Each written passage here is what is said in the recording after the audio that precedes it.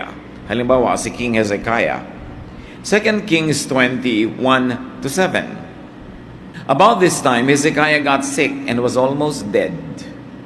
Isaiah the prophet went in and told him, "The Lord says you won't ever get well. You are going to die, so you had better start doing what needs to be done." Naranasan na ba natin yan sa mahal natin sa buhay na nataningan? Sinabi, ikaw, 2 linggo ka na lang, 1 buwan ka na lang, 6 na buwan ka na lang, etc. etc. Itong si Haring Hezekiah, ang pumunta sa kanya yung propeta, a very, very reliable prophet. Sabi niya, mamamatay ka na, hindi ka nagagaling. So ayus-ayusin mo na yung pamamahay at nang sa ganon, hindi gulo ang iyong iwan. Verse 2, Hezekiah turned toward the wall and prayed, "Don't forget that I have been faithful to you, Lord. I have obeyed you with all my heart, and I do whatever you say is right." After this, he cried hard. Before Isaiah got to the middle court of the palace, the Lord sent him back to Hezekiah with this message. "Hezekiah, you are the ruler of my people, and I am the Lord God, who was worshipped by your ancestor David. I heard you pray, and I saw you cry. I will heal you, so that 3 days from now you will be able to worship in my temple. I will let you live 15 years more while I protect you and your city from the king of Assyria. I will defend the city as an honor to me and to my servant David." Then Isaiah said to the king's servants, "Bring me some mashed figs and place them on the king's open sore. He will then get well." Very dramatic. May sakit ang hari, pumunta yung propeta kasi merong mensahe galing sa Diyos. Alam nyo, hari, hindi na po kayo babangon. Ikamamatay nyo na yan, tuloy-tuloy na yan. So mag-ayos-ayos kayo ng inyong mga iiwan para matino ang kalagayan ng kaharian at ng inyong sambahayan. At tapos, umalis na uli ang propeta. Pag may naman dadalaw sa yung ganito, no, kahit propeta, parang wag na lang. No? So, para yung mga dumadalaw sa atin, kumisang, naku, ganyan-ganyan, yung dinalaw namin no isang linggo, namatay na. Eto ka, pasyente ka, nadidinig mo yung chismisa ng mga dumalaw sa iyo, mga visitors from hell. No? Mga nakakasira ng loob, mga nakakapagpanik. So, papaalis na si propeta, sa kalagitnaan pa lang ng paglalakad niya doon sa bulwagan, pinabalik sa ng Diyos. Nadinig ko ang iyak, kasi nag-iiyak sa Diyos. Di ba? Bumalik ka. Sabihin mo, hahabaan ko pa, dadagdagan ko pa ng 15 taon. So 3 days lang makakabangon na si John to worship me. Ipoprotect ko pa kayo sa mga kalaban ninyo. Ang daming bonus na kasama. Dahil lang ang ginawa niya, dapat natin gawin, pray. Nanalangin. Nadaig ng panalangin yung prophecy. Nadaig ng panalangin yung pasya na ng Diyos na mamamatay na siya na ipinasabi sa prophet. Nanalangin, umiyak sa Diyos. Kung meron tayong karamdaman, cry out to God. Believe that God hears. But remember this, there was faith in spite of the prophecy. Tinaningan, pero humingi pa sa Diyos ng habag. Do not give up easily kahit sino magtaning sa inyo. Ito nga, propeta na yung nagtaning eh. Mensahero na ng Diyos, dinaan sa iyak. Do not give up easily. Kahit sino pa, ang doktor na nagsabing, naku, ganito na lang, ganyan. Huwag kayong mawalan ng loob. Dalhin sa Diyos ang kaso. No? Pero tatandaan nyo, may kakambal yun. Have heavenly deposits. Maraming deposito. Sabi, Lord, di ba lahat ng pinapagawa nyo sa akin ginawa ko? Lahat ng kabutihan ay binibili ninyo? Na ang pananampalataya ko ay gano'n na lamang at ako'y masunurin? No? So, there were deposits in the Lord's bank. And what were those deposits? Faith, obedience, and righteousness. Lahat po ng matuwid na ipinapagawa nyo, ginawa ko. So, please naman, Lord, extension naman. Sabi natin, oo nga, sige, okay, balik, prophet. No? Sabi, kakahiya naman, nag-prophesy na ako doon. Diba? Bumalik ka. Sige, sabihin mo, 15 years pa at may dagdag pang bonus. The Lord heard his prayer and his cry. Ngayon mga kapatid, kung iiyak-iyak kayo sa Diyos, may ungkat-ungkat naman kayo na ginawa niyong mabuti. No? Hindi naman tayo nakakapanumbat sa Diyos. Hindi pwede, baka makipagtuusan ng Diyos. Siyempre, talo tayo. Pero meron man lang kayong ma-withdraw sa ganito mga moments. Kasi meron siyang deposits. May pinagparoonan. The Lord heard his cry, his prayer. And the Lord changed his dealing with Hezekiah. And he would give him 15 more years. Plus, protection. At ano pa? How do you handle sickness or disability? Receive practical medication. Matapos sabihin ng Diyos na, sige, dadagdagan pa natin ang buhay niya. Pumunta ang propeta, sabi niya, madadagdagan ka pa, 15 taon. Tapos nagbilin siya, etong itapal niya sa mga sugat niya, gagaling. Alam naman pala ng propeta, ang itatapal, hindi ipinayo. No? Kasi hindi naman nga ipinapapayo sa kanya. Pero ngayong sabi ng Diyos, sige, habaan ang buhay niya. Sige, ganito lang gawin niyo, tapal-tapalan niyo ng ganyan, 3 days babangon. He received practical medication. Hindi ko mo meron kang faith at naniniwala kang gagaling ka na, ayaw mo nang tanggapin. Diba? Sabi ng hari, sinabi mo na gagaling na ako, hindi ko na kailangan niyang gamot. Diba? Nagpagamot din siya. Ginagawa niya kung ano yung practical. Maraming mga tao, hyper faith ang umiiral, ayaw man lang gumawa ng natural at practical na paraan para siya gumaling. Tatandaan natin na ang Panginoon din ang Diyos ng kalikasan. He's God of nature. So when He uses natural things and natural law and even science, which is the product of the mind, and the mind is the product of God's creation, helpful din yun. Kailangan ginagawa mo kung ano yung pwede. Kahit pa nga, nananalig ka. Kasi yung pananalig, dadagdagan mo ng practical work, napakalakas nun. So, receive practical medication in spite of godly pronouncements. May isa pa si Job. Ang lusog-lusog. Dumaan sa pagsubok na balot ng kotakot-takot ng mga sugat, galis, at kung ano-anong mga kasakitan ng buong katawan. Job 2:7-10. Satan left and caused painful sores to break out all over Job's body from head to toe. Then Job sat on the ash heap to show his sorrow. And while he was scraping his sores with a broken piece of pottery, his wife asked, "Why do you still trust God? Why don't you curse him and die?" Job replied, "Don't talk like a fool. If we accept blessings from God, we must accept trouble as well." In all that happened, Job never once said anything against God. Ito naman si Job, ang pagkakasakit niya talagang made in heaven. Pagsubok. O tulad naman ng prophet na ang sabi, mamamatay ka na, sabi naman itong asawa, kamot ka ng kamot dyan, kaskas ka ng kaskas sa mga galis mo. Sumpain mo na nga ang Diyos, tapos mamatay ka na. Wala nang pag-asa yan. Sige, pareho na naman nakakasira ng loob. No? At sabi ni Job, huwag kang magsalita ng ganyan na para walang utak.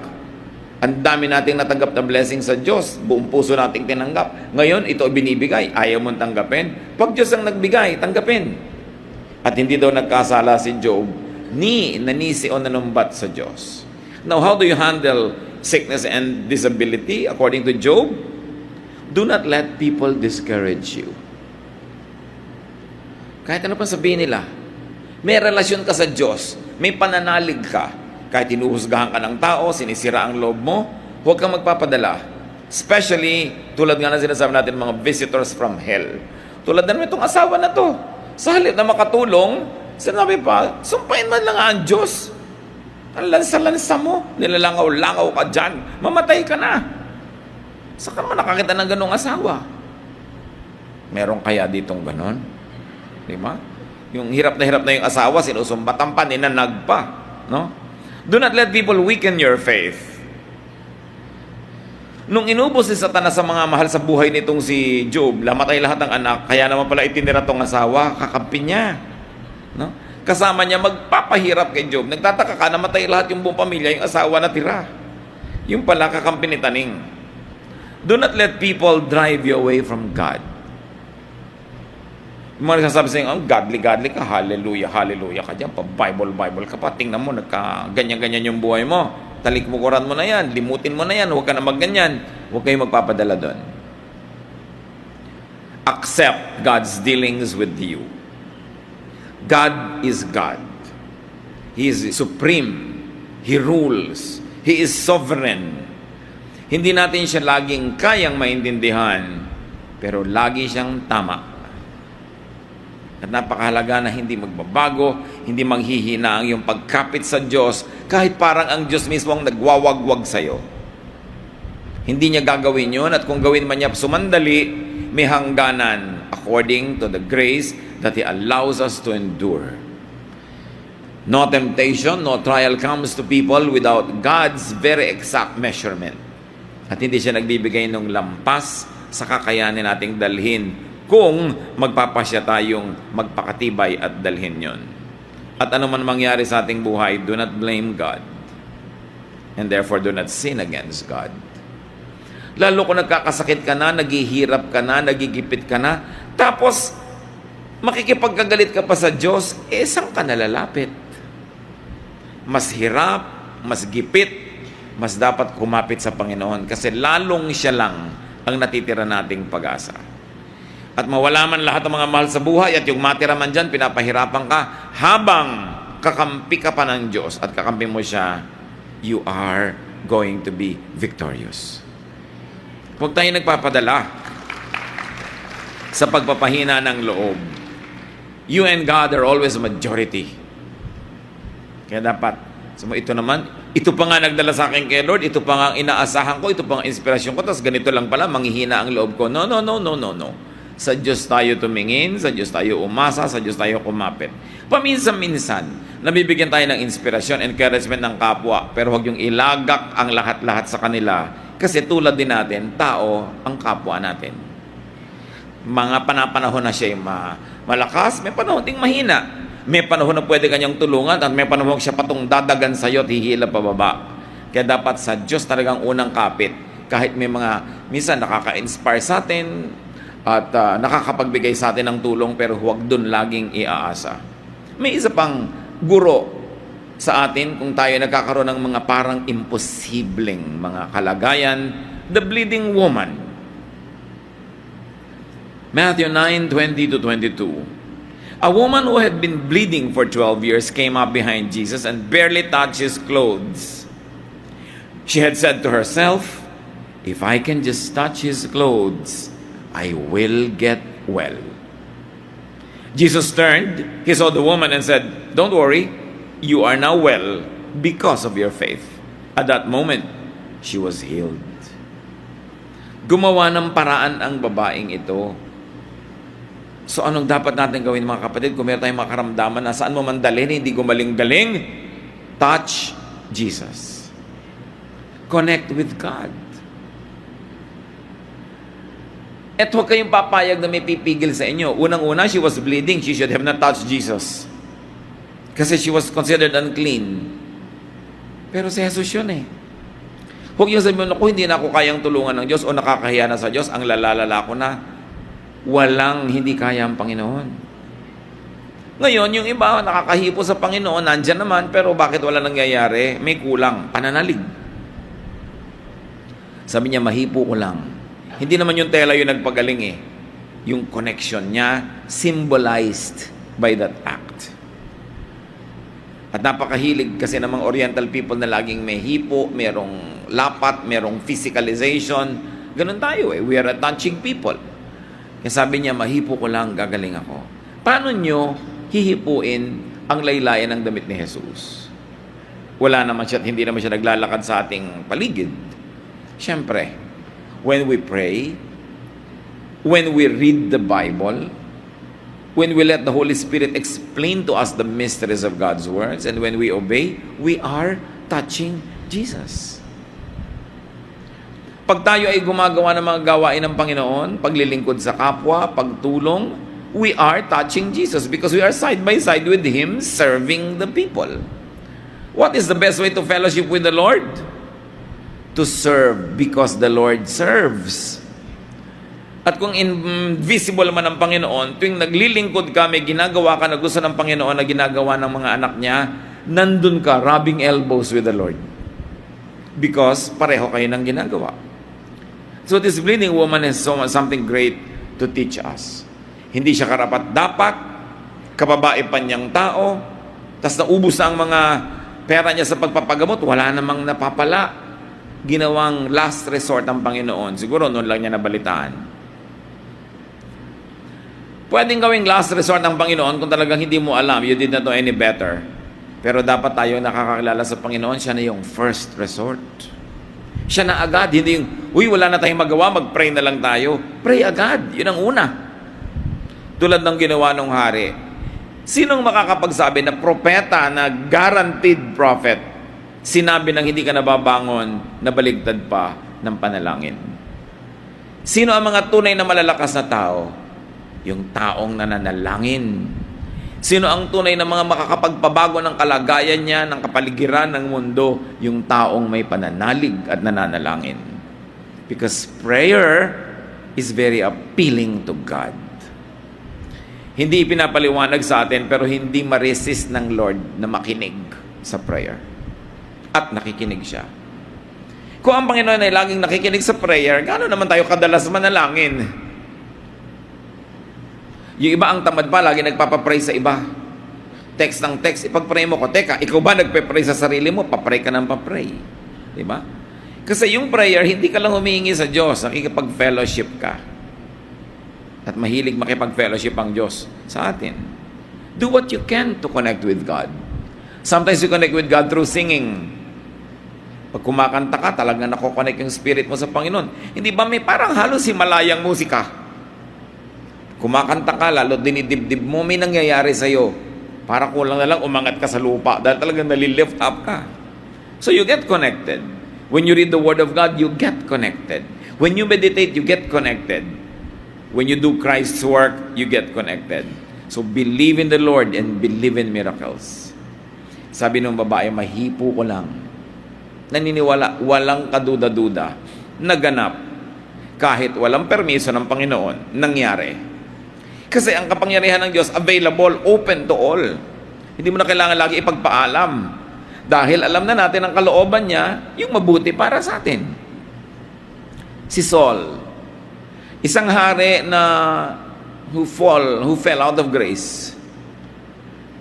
Dati siya yung uso sa blessing ng Diyos. Tapos marami siyang pinaggagawa na wala yung blessing sa kanya.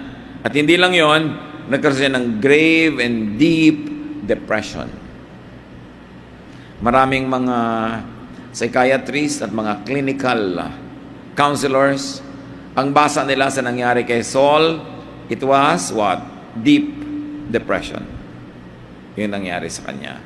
1 Samuel 16:14 to 23. Ngayon, hindi na to sakit ng katawan, sakit ng isip at damdamin. The Spirit of the Lord had left Saul, and an evil spirit from the Lord was terrifying him. It's an evil spirit from God that's frightening you. Saul's official told him. Galing nila na diagnose sila, yung pinanggagalingan ng problema niya. Hindi siya makatulog, siya balisang-balisa, laging ninenervyos, natatakot, nagkakaroon siya ng mga phobia, pinagpapawisan ng malamig, hindi makatulog sa gabi, akala mo laging may nagpapahirap sa kanyang kalooban, binabangungot, lahat ng mga hirap na yan. Sabi niya, may masamang espiritu na pinayagan ng Diyos. Nangat-ngatin niyang mga utak mo. No? Torturing you. Your Majesty, verse 16, let us go and look for someone who is good at playing the harp. He can play for you whenever the evil spirit from God bothers you, and you will feel better. All right, Saul answered, find me someone who is good at playing the harp and bring him here. A man named Jesse who lives in Bethlehem has a son who can play the harp, one official said. He's a brave warrior. He's good looking. He can speak well, and the Lord is with him. Saul sent a message to Jesse, tell your son David to leave your sheep and come here to me. David went to Saul and started working for him. Saul liked him so much that he put David in charge of carrying his weapons. Not long after this, Saul sent another message to Jesse. I really like David. Please let him stay with me. Whenever the evil spirit from God bothered Saul, David would play his harp. Saul would relax and feel better, and the evil spirit would go away. Pay attention to details. Sobrang depression ang nangyayari sa haring ito Ang payo sa kanya, spiritual ang problema mo, or mental, or emotional. In other words, it's not a physical sickness. Ang kailangan mo, may mag-minister sa iyong spirito. Sabi ng mga tao, kailangan makahanap tayo ng magaling na musician. At pagka nagkakaganyan-ganyan ka, naririndi, natatakot, na stress, tutugtog siya. Marerelax ka.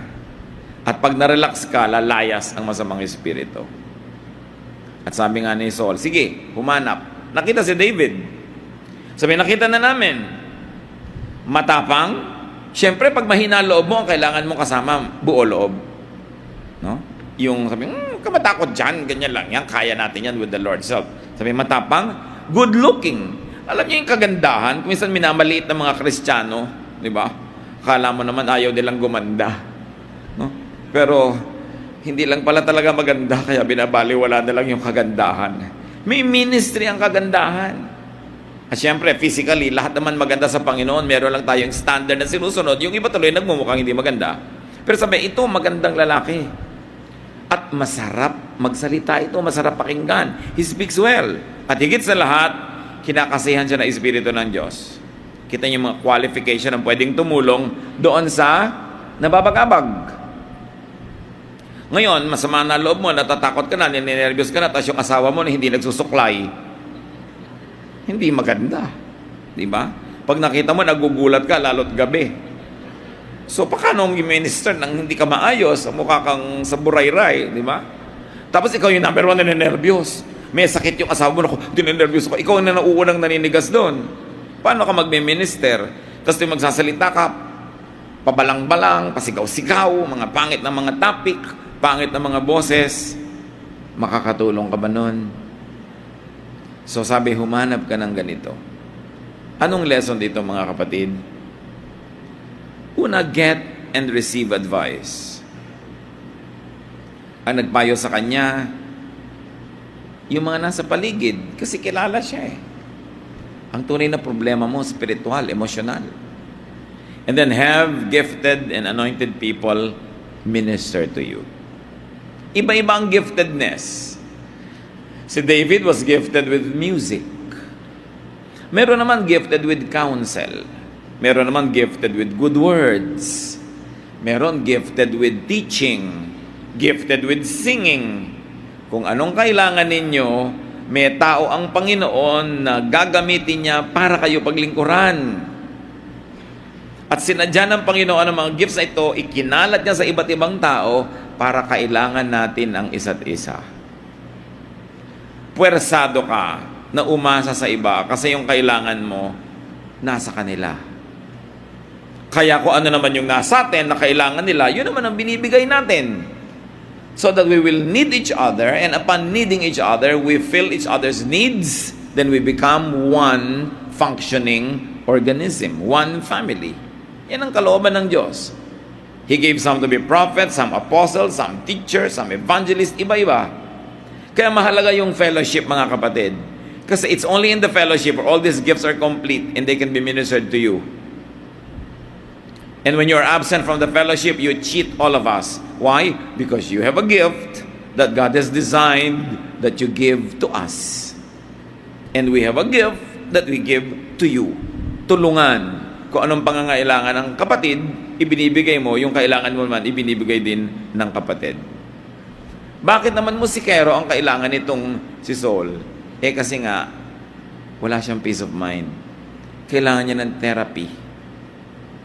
Kailangan niyang mapayapa, mapanatag.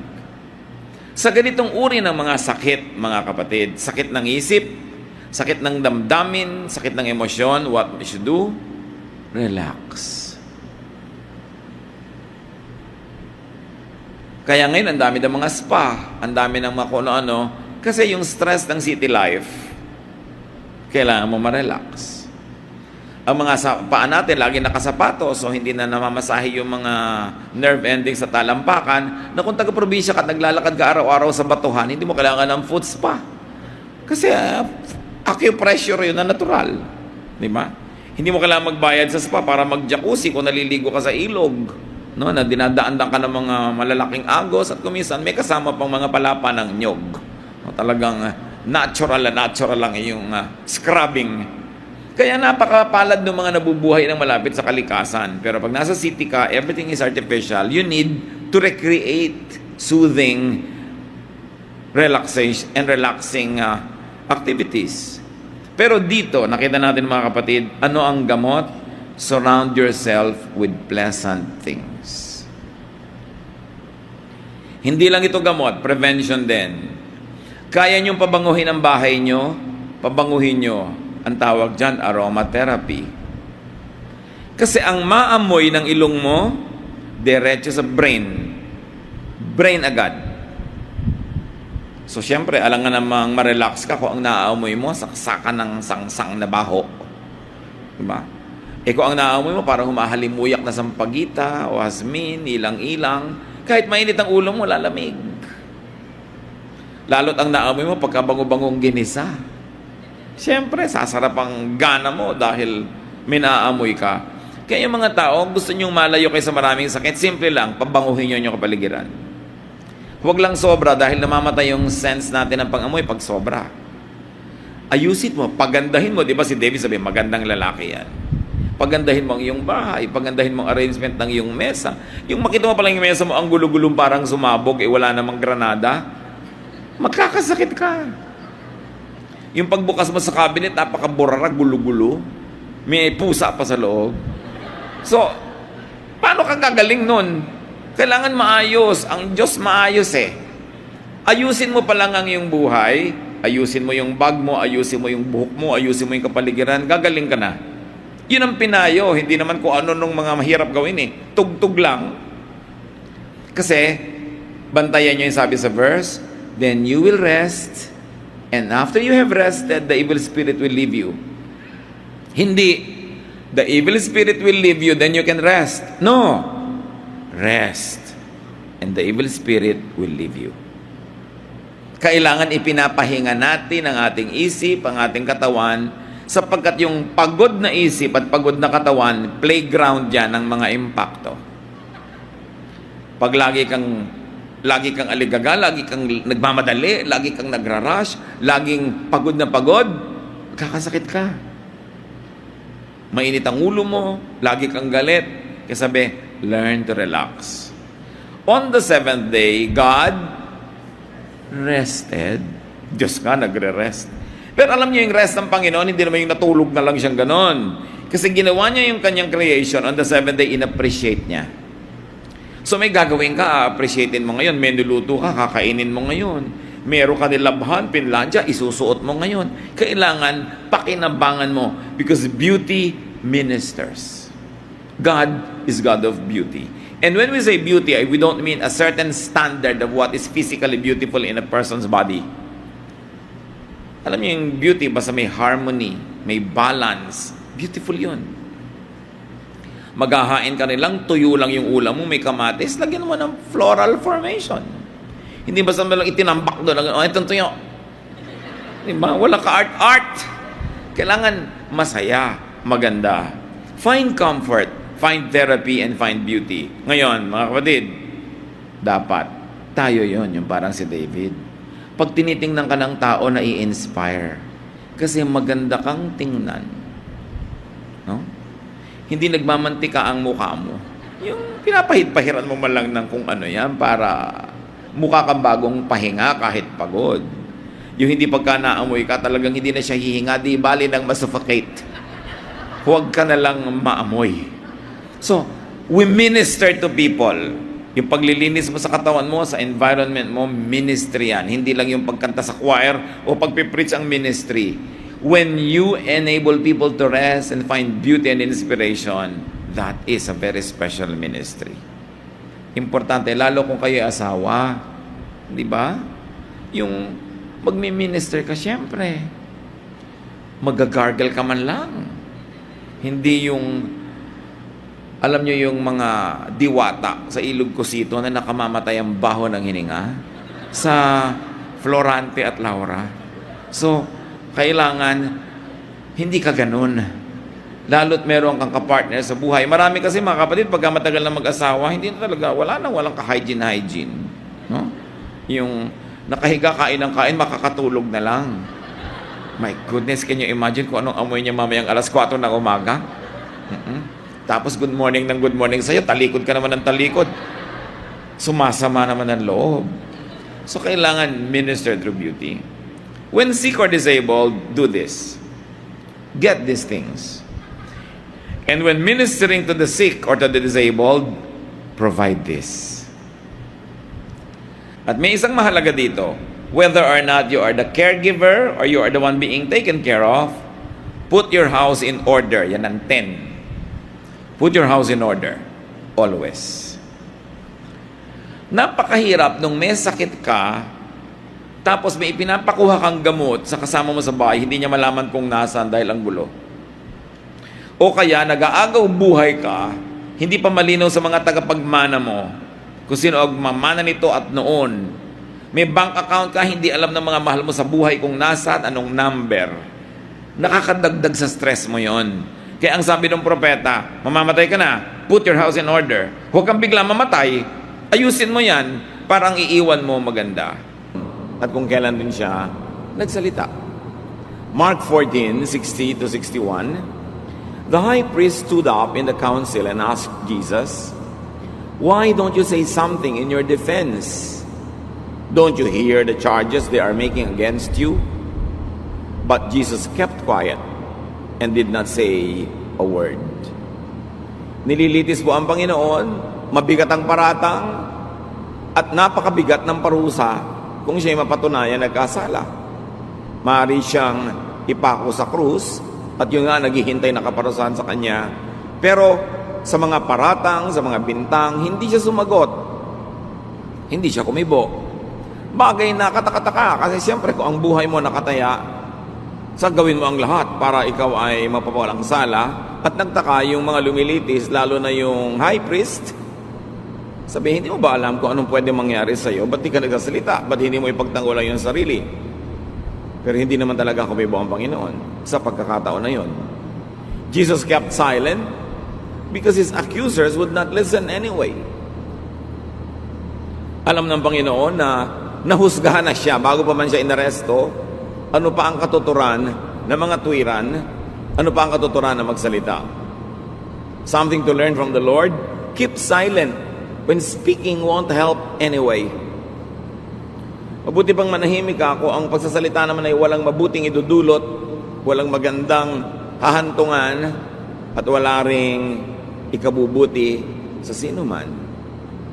Kumisa sa ating buhay nangyayari yan, tayo inaakusahan, nachichismis, may mga paratang, habang sasalita ka pa para ipagtanggol yung sarili, lalong gumugulo, humahaba ang kwento, wala rin namang maniniwala, mabuti pa manahimik ka na lang. But the situation is bad, you would say, yes, it's better to stay bad than it becomes worse. Kesa mas lumala pa, leave it at that.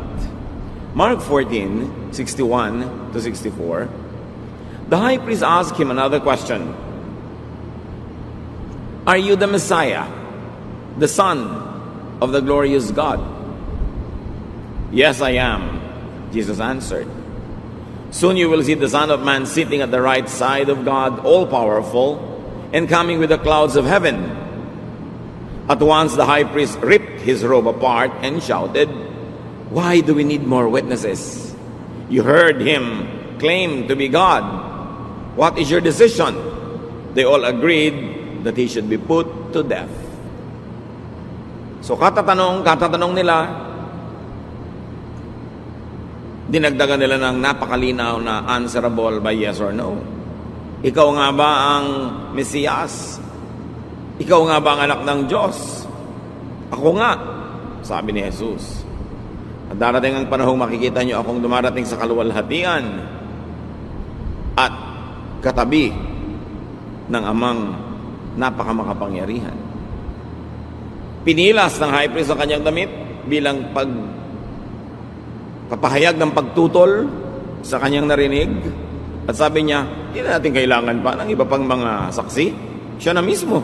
Sa bibig na niya natin narinig.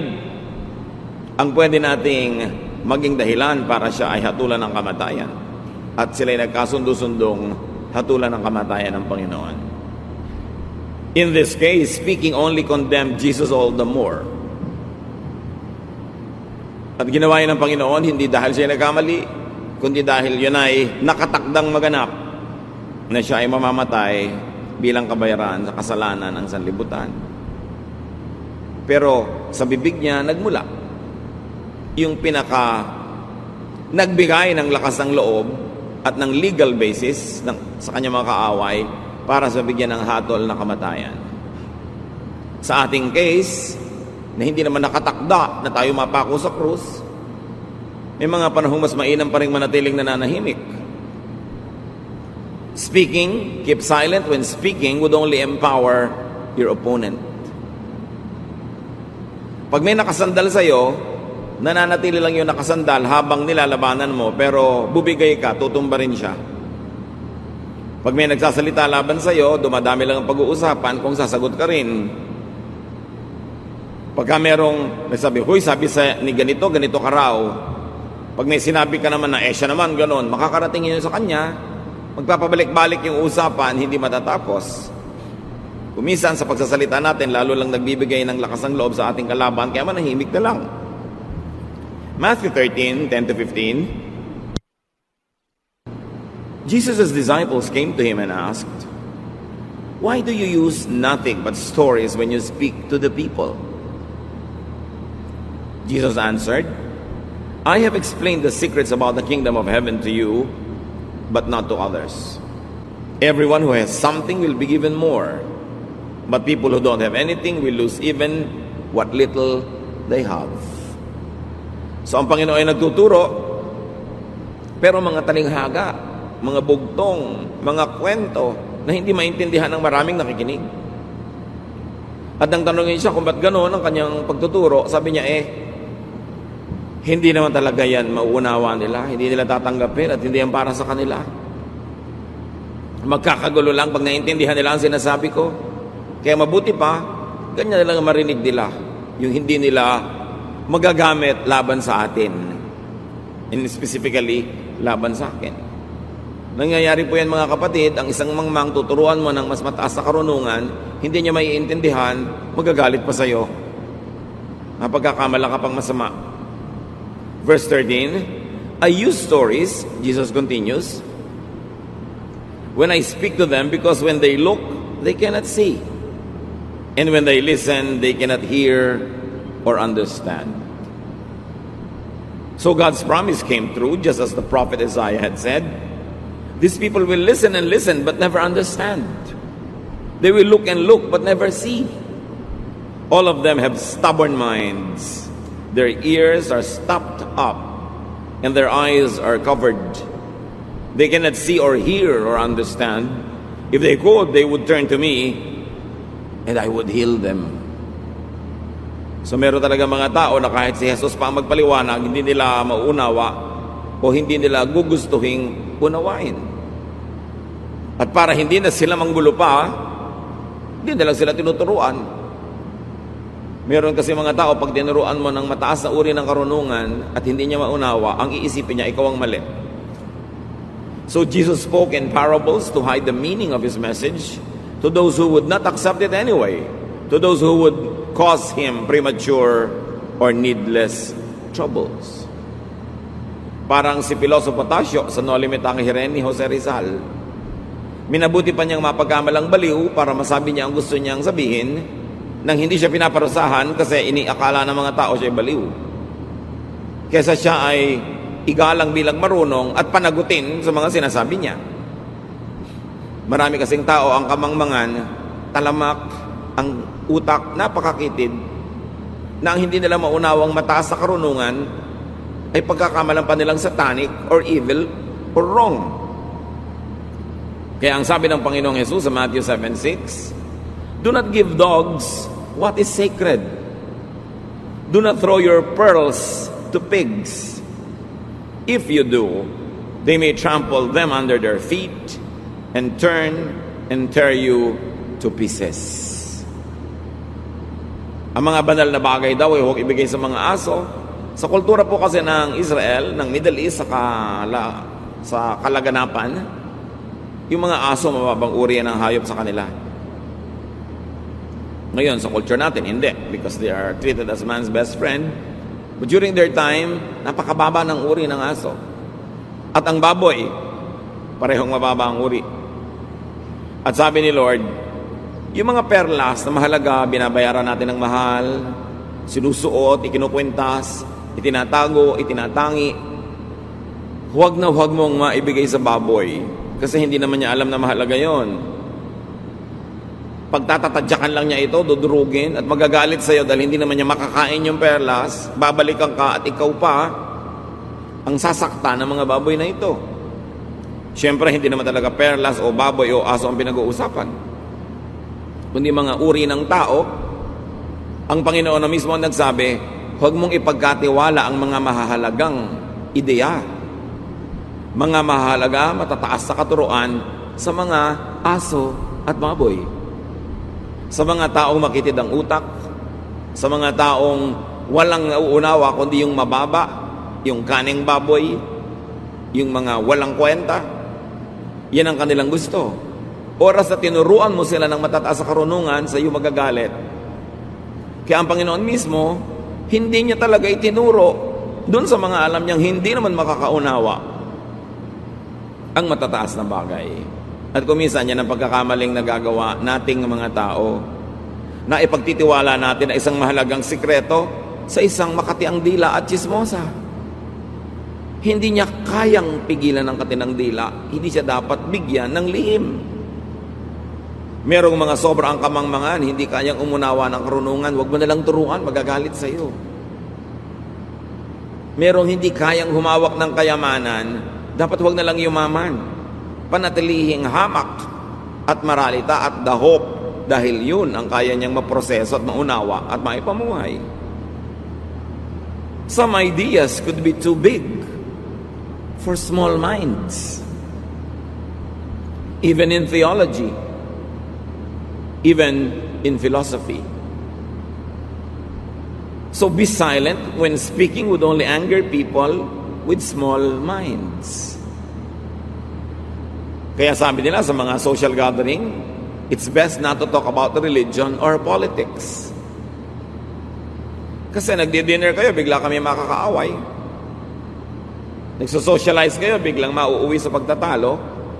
Kasi kung merong grabing magpaliit, magpakitid, magpaurong ng utak, yan ay political loyalty and religious belief. Ang bilis niya magpadilim ng utak. Ang bilis magpagalit. Kaya sabi, kung marunong ka, iwasan mo na lang yung mga topic na yan. Do not try to talk to the person who has already decided early on never to be converted.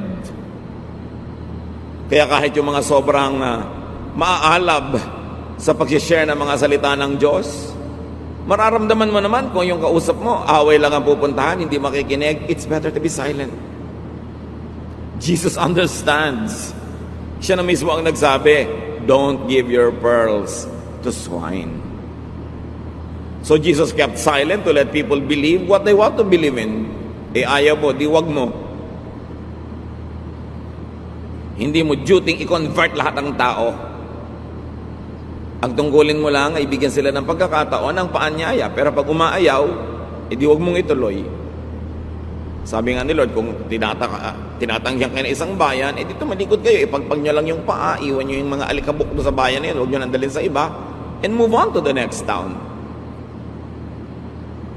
Kaya si Paul, bilang isang guro, na-realize din niya yan eh. Sabi niya sa 1 Corinthians 3:2, I had to treat you like babies and feed you milk. You could not take solid food, and you still cannot. Nakakita na ba kayo ng lalaking maskulado na 40 anyos na, pagkatapos ang pagkain niya lagi, gatas na nasa tiyupon, mga dinudurog na prutas at mga lamang loob, kasi hindi niya kayang kumain ng karne o ng matitigas na mga pagkain? Ganon din ang maraming tao in religious ways. Hindi makakaunawa ng mas matataas na karunungan. Gusto na lang lagi yung basic, yung 101, yung beginners. Pag dinala mo sila sa next level, magagalit sa'yo. Mamasamain. Pagka kayo binibigyan ng guro ng solid food, yung mas mahirap maintindihan, mas mahirap na tanong, mas mahirap na leksyon, ibig sabihin nun, respeto. Iginagalang niya ang inyong utak o ang inyong kakayanan. Pero pag nagpakita kayo ng kahit konting pahiwatig na hindi kayo handa sa solid food, na magagalit kayo pag dinala kayo sa mas mataas, ibabalik kayo sa grade 1 ng teacher. Kesa naman maging mamamatay tao pa kayo. Kesa magkagalit-kagalit pa kayo, ibabalik kayo sa pinaka-basic. At yun ang isang insulto sa inyo. Dapat iginagalang mo pag pinapahirapan ka. Kasi ibig sabihin, gustong dalhin ka sa mas magandang training, mas malawak na pag-iisip, mas malaking mundo. But show signs that you are not ready and you will be demoted again to where you belong. So keep silent when people won't understand, believe, accept what you would say. Sabi nga ng mga beauty contestants, for world peace and for the sake of the children. Mararamdaman mo naman yun. So ang mga marurunong na tao, nagpapalipad hangin, nagpapahimakas, nagpaparamdam na may mga gusto pa siyang ituro o sabihin. Kailangan yung mga marurunong na handa doon magparamdam din. Handa po kaming matuto. Handa kaming mahirapan na tumawid mula sa grade 1 patungong grade 2. From grade 2 to grade 3. Pero oras na hindi kayo nagparamdam na handa rin kayo, mararamdaman ng gusto magturong hindi kayo handa, hahayaan na lang kayo kung saan kayo nandun. So keep silent kung mapapahamak lang ang kapayapaan. May isa pang panahon kung kailan tayo nananahimik. Keep silent when you don't know what to say. Isang napakalaking pagkakamali na magsalita ng hindi tiyak,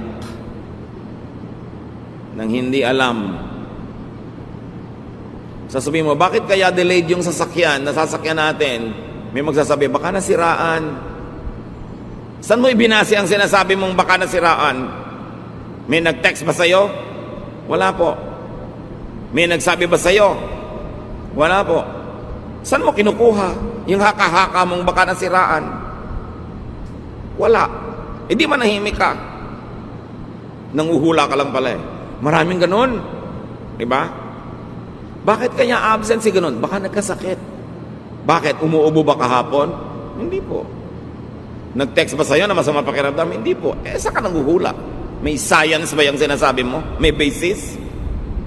Alam nyo, mga kapatid ha, be conscious of this. Ang dami natin ganyan sinasabi na baka ganun, pero walang basis. Pampagulo lang. Keep quiet kung wala kang basis. Kasi baka yung mga nakakarinig, gumawa ng pasya ayon sa sinabi mo. Huy, may sakit daw si ganon. Ha, talaga, mamaya cancer na yung sakit nun pag nagpalipat-lipat ng bibig. O sige, palitan na natin siya. Malala palang karamdaman. Hindi naman pala yan, dumarating na, napalitan na kasi dahil sa katinang bibig mong may sakit. Nakakamislead. When you don't know, be silent. Proverbs 17:27 to 28. It makes a lot of sense to be a person of few words and to stay calm.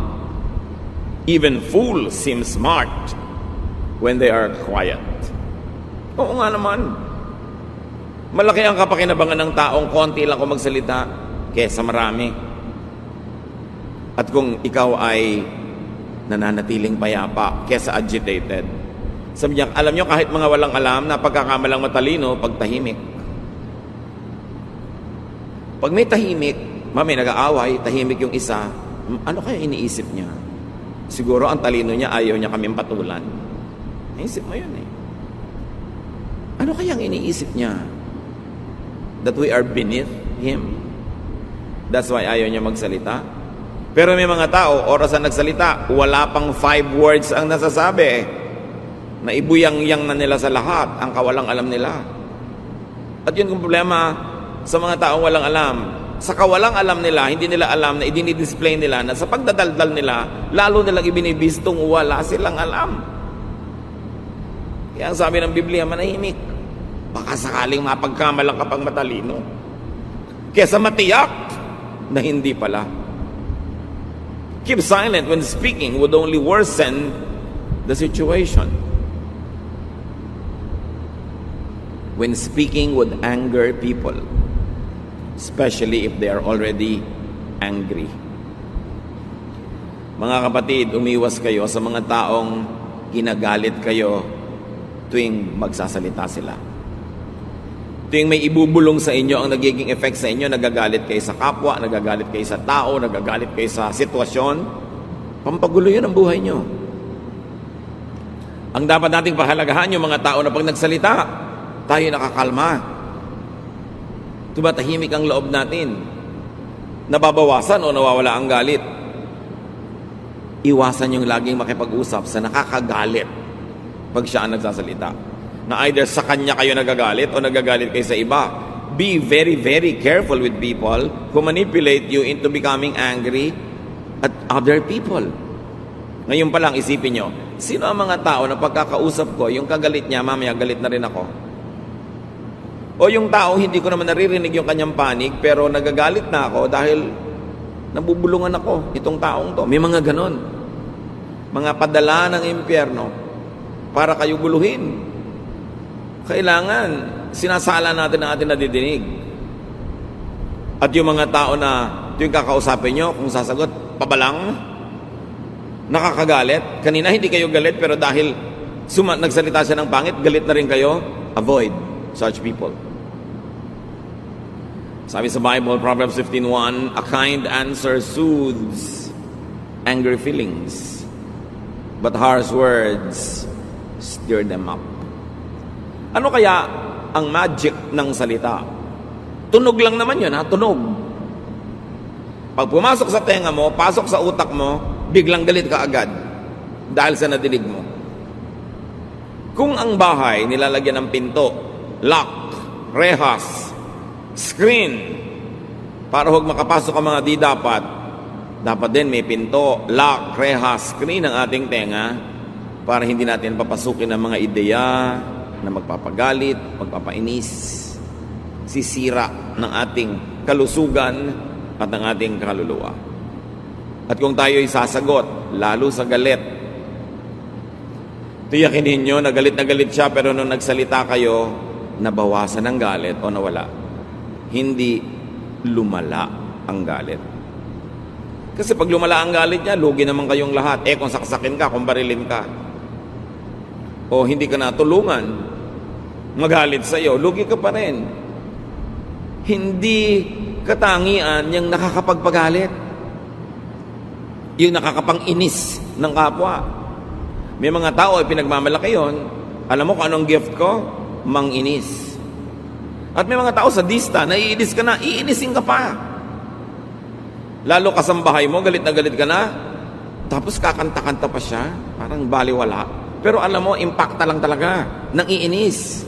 Ikaw naman, naiinis ka na, nagagalit ka na, edi nagtatagumpay naman siya. Lugi yung mga ganong tao, nang iinis, nang gagalit, tingnan lang nila ang buhay nila, history nila, track record nila, tad ng problema. Kasi hindi naman natutulog ang Diyos. Ayaw niya ng ganyan mga behavior. Yung bibig natin, ibinigay ng Diyos yan. Yung thought, yung sound waves, yung voice, para tayo maging tinig ng Diyos. Hindi tinig ni Satanas. Para pagbubuka ang ating bibig, blessing ang napapala ng nakikinig at hindi curse. So bantayan ang ating bibig at bantayan din yung mga bibig na nakakapagpagalit, iwasang makinig sa kanila. Proverbs 26:20, where there is no fuel, a fire goes out. Where there is no gossip, arguments come to an end. So may chismis. Paano mo mapapatahimik ang chismis? Huwag kang kumibo. Huwag ka sumagot.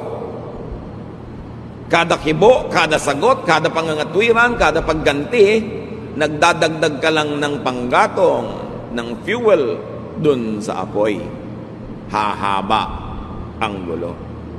So manahimik. Ecclesiastes 3:1. Everything on earth has its own time and its own season. There is a time to be silent. Nawa magkaroon tayo ng karunungan na makilala ang tamang oras para magsalita, humibo, mga tuwiran, at ang tamang oras para manahimik lamang. Kahit napakahalaga ng iyong mensahe, kung ang kaharap mo mga baboy, mga aso, huwag mo na munang ibigay dahil magagalit lang sila, magkakagulo lang, masihihirap pa silang kausapin later on dahil nagkaroon kayo ng hidwaan ngayon. Ipaghintay ng tamang panahon. Ang Espiritu ng Diyos na nasa ating puso ang magsasabing ito, magandang panahon. Kumisan, we misread the message of the Spirit. Magbibigay tayo ng salita, tapos naramdaman mo, ay, hindi pala tamang oras. Atras, retreat, be quiet. Huwag nang ipagpatuloy pa ang isang endeavor na walang uuwian kundi gulo. Lalo sa mag-asawa, sa magulang at anak, sa magkakapatid, yung malalapit sa buhay, maging magkakasama sa trabaho. Iwasang magsalita ng nakakagalit. Iwasang magsalita ng nakakapagpalayo ng loob sa iyong kapwa. Kasi kahit sampalin mo yung tao, suntukin mo, galusan mo, matagal lang gumaling yung sugat, nabura ang peklat, nawala ang mga pasa. Pero kung salita ang ipinanakit mo, nauuna pang gumaling yung mga physical wound kaysa wounds that you inflict in the heart. Mas iniinda ng tao yung sakit sa dibdib na ginagawa ng masama at pangit na salita kaysa yung sakit ng katawan na maaari niyang makuha sa physical bugbog. Nakakalimutan yon, mas madali kaysa sa mga sugat dahil sa makati at matalas na dila. Ang taong hindi marunong mag-control ng kanyang dila ay talo, loser. Because there is no way you can win when you alienate people, when people hate you, or at least when people don't love you. You are a loser.